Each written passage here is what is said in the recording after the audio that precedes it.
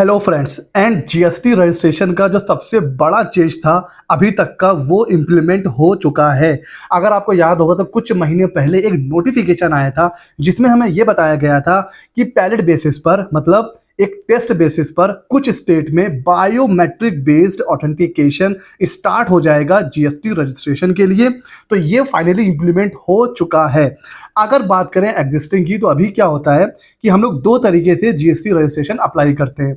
एक होता है आधार बेस्ड, उसमें आधार पे ओटीपी वगैरह आता है और अगर सारी इंफॉर्मेशन सही है, सारे अटैचमेंट प्रॉपर है तो 7 दिन में हमें जीएसटी का रजिस्ट्रेशन मिल जाता है। एक होता है नॉन आधार बेस्ड, अगर आपने इसको नो कर दिया मतलब आधार ऑथेंटिकेशन को नो कर दिया फिर आपके रजिस्ट्रेशन आने में 30 दिन तक का टाइम भी लग सकता है और कंपलसरी विजिट होगा आपके रजिस्टर प्लेस पर।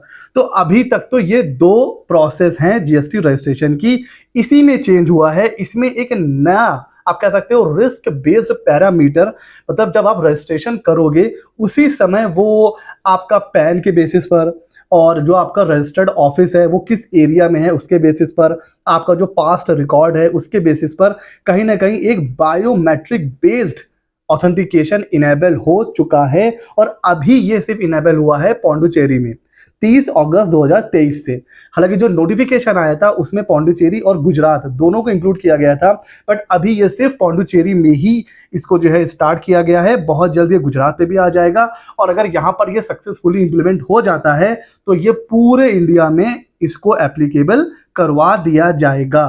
तो पहला क्वेश्चन ये माइंड में आ रहा है कि सर क्या प्रोसेस चेंज हो रहा है और ये जो बायोमेट्रिक ऑथेंटिकेशन होगा तो ये कैसे होगा। जो रजिस्टर्ड मतलब जिनको जीएसटी में रजिस्ट्रेशन लेना है उनको कहीं जाना पड़ेगा या फिर जो जीएसटी रजिस्ट्रेशन करते हैं जैसे सीए सीएस जीएसटी प्रैक्टिशनर उनको जो है एक डिवाइस दे दी जाएगी कि वो अपने ऑफिस में ही बैठ के ऑथेंटिकेशन कर सकते हैं। तो इन सब चीज़ों में मतलब क्या होने वाला है उसके बारे में नोटिफिकेशन जीएसटी की साइट पर आ चुका है। सबसे पहले इसको पढ़ते हैं। कह रहे हैं कि रूल 8 जो है ना सीजीएसटी रूल का वो अमेंड किया गया था किन एप्लीकेंट्स के लिए जो ऑथेंटिकेशन ऑप्ट करते हैं आधार वाला।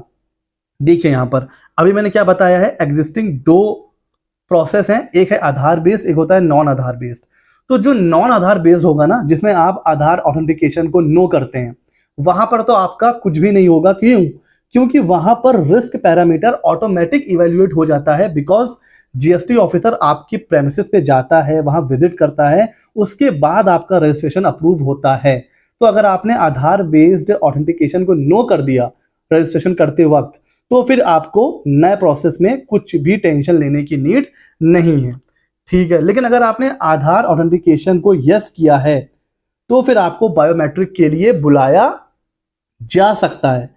अब यहां पर देखिए इसको ध्यान से पढ़िए, कंपलसरी नहीं है और दो चीजें होंगी, एक तो बायोमेट्रिक बेस्ड आधार ऑथेंटिकेशन भी होगा और आपकी फोटोग्राफ भी ली जाएगी।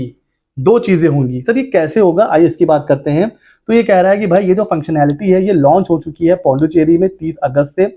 इसमें होगा क्या, जब आप जीएसटी रजिस्ट्रेशन के एप्लीकेशन सबमिट कर देंगे तो एआरएन जनरेट होने से पहले क्या होगा, एप्लीकेंट के पास एक मैसेज आएगा और उससे बोला जाएगा कि आपको कहां जाना है, जीएसटी सुविधा केंद्र। तो एक डाउट यहां पर क्लियर हो गया कि सर ये जो मतलब बायोमेट्रिक ऑथेंटिकेशन है इसके लिए जो रजिस्टर्ड जो एप्लीकेंट है ना उसको जाना पड़ेगा। तो जैसा कि एक कंफ्यूजन था कि जीएसटी प्रैक्टिशनर या सीएसीएस को कोई डिवाइस मिल जाएगी, नहीं, जो गवर्नमेंट अप्रूव्ड जीएसटी सुविधा केंद्र होते हैं वहां पर जाना पड़ेगा, ठीक है। और उसके बाद क्या करना पड़ेगा सर, कहते हैं कि जो applicant who get the link on mobile ID for Aadhaar authentication they can proceed for completing their application as per existing implementation. मतलब क्या हो रहा है सर, अगर आपके पास हाइपर लिंक आ गया, जैसे अभी क्या होता है आधार ऑथेंटिकेशन का लिंक आ जाता है ना, अगर वो आ गया मोबाइल में फिर आपको किसी जीएसटी सुविधा केंद्र जाकर के कोई बायोमेट्रिक करवाने की नीड नहीं है। लेकिन अगर आपके पास हाइपरलिंक नहीं आया फिर आपको जीएसटी सुविधा केंद्र जाना पड़ेगा और लिखा हुआ है कि applicant are requested to visit GST Suvidha Kendra before the TRN expiry date as detailed in email. अब वहां पर क्या होगा, वहां पर एक आपका बायोमेट्रिक किया जाएगा, आपकी फोटो ली जाएगी और आपको किस डेट और किस टाइम पर विजिट करना है वो भी उस मेल में या फिर जो भी मैसेज आएगा उसमें लिखा होगा कि आपको किस जीएसटी सुविधा केंद्र में जाना है, किस डेट को जाना है और किस टाइम पे जाना है। तो दो चीजें इस नोटिफिकेशन में क्लियर हो चुकी हैं।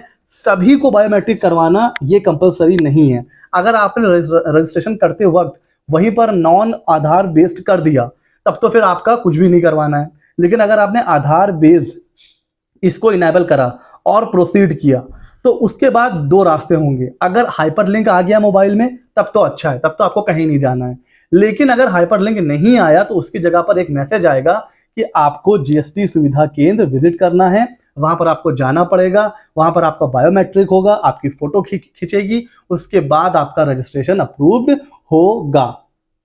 अब आप मुझे बताइए ये जो चेंज हुआ है इससे क्या क्या प्रैक्टिकल प्रॉब्लम्स आएंगी। कहीं ना कहीं लोगों के मन में ये डर है कि ये जो जीएसटी सुविधा केंद्र वाले हैं ये आपका क्लाइंट खराब कर सकते हैं, ये आपका क्लाइंट तोड़ सकते हैं। तो क्या ये पॉसिबिलिटी है? आप क्या सोचते हैं इसके बारे में? दूसरा, रजिस्ट्रेशन आने में अब ज्यादा टाइम लगेगा बिकॉज इतने ज्यादा एप्लीकेशन आते हैं।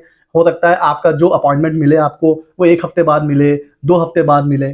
भाई आधार वाला क्या है, मोबाइल में आता है, हम लोग कर लेते हैं, है ना। लेकिन अगर आपको बुलाया जाएगा तो टाइम ज्यादा लगेगा। तो एक तो वो प्रॉब्लम है। तो क्लाइंट कहीं ना कहीं टूटेंगे, कहीं ना कहीं रजिस्ट्रेशन थोड़ा सा और ज़्यादा टाइम लगेगा उसको आने में। ठीक है, तो आपको क्या लगता है इसके बारे में? ये कैसा चेंज है, अच्छा चेंज है कि बुरा है? कमेंट सेक्शन में मुझे ज़रूर बताइए। और ऐसे ही मज़ेदार अपडेट्स के लिए सीए मित्रा 24 को सब्सक्राइब कर लीजिए। मिलते हैं अगले नॉलेजेबल वीडियो में।